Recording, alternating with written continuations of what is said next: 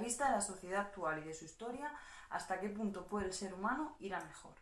Para contestar a esta cuestión, me he basado en las dos catástrofes mundiales que han habido hasta el día de hoy. Me voy a la primera y miro las causas y encuentro una crisis económica, enfrentamientos entre países por el territorio de los Balcanes, etcétera, etcétera. Pero quiero hacer mucho hincapié en el detonante de esa Primera Guerra Mundial, ya que fue un acto de violencia.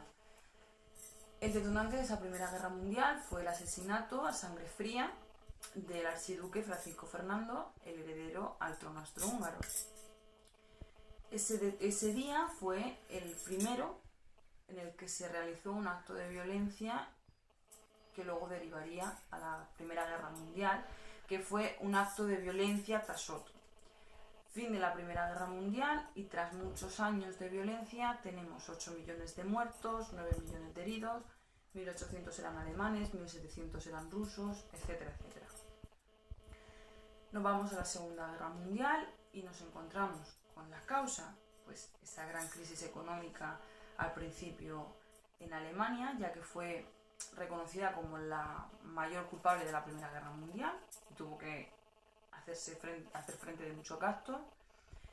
Y la segunda causa que he encontrado, que más me ha llamado la atención, fue la repetición de esa pelea entre países por territorio, ¿vale? Entonces, tras 8 millones de muertos, no sé cuántos heridos, etcétera, etcétera, tenemos casi las mismas causas en una Segunda Guerra Mundial. ¿Y la humanidad qué hace? Vuelve a actuar de la misma manera, vuelve a utilizar la violencia.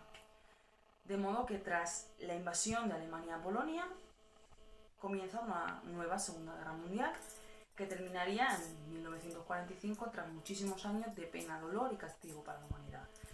Tras esa Segunda Guerra Mundial obtenemos 60 millones de muertos, ni más ni menos.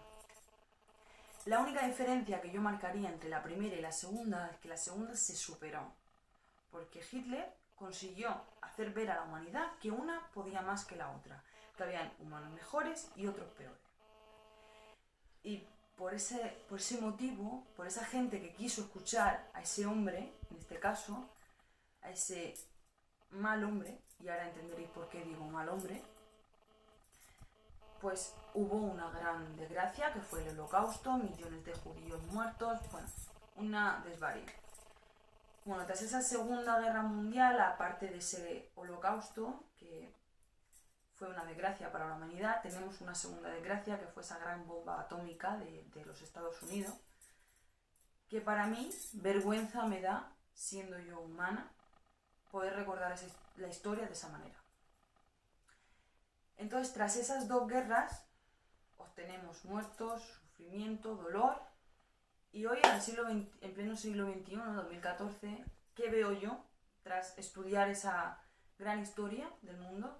Pues observo que sigue habiendo crisis económica, observo que sigue habiendo enfrentamientos entre países.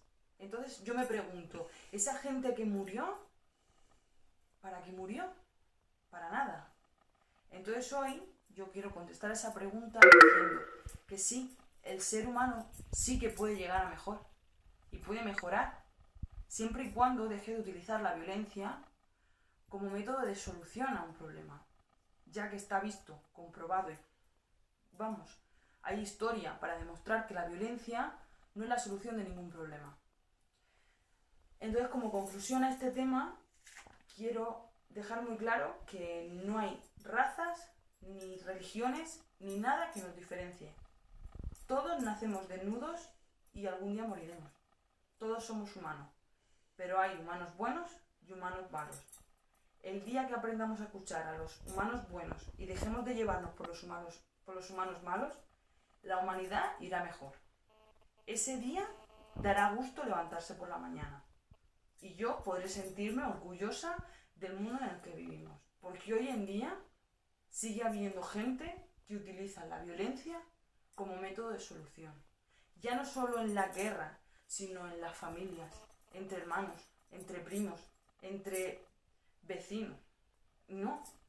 La manera de solucionar es el diálogo, la unión y que luchemos juntos todos por la misma causa. La felicidad, la paz y la buena convivencia entre judíos, cristianos, romanos y todos. Porque todos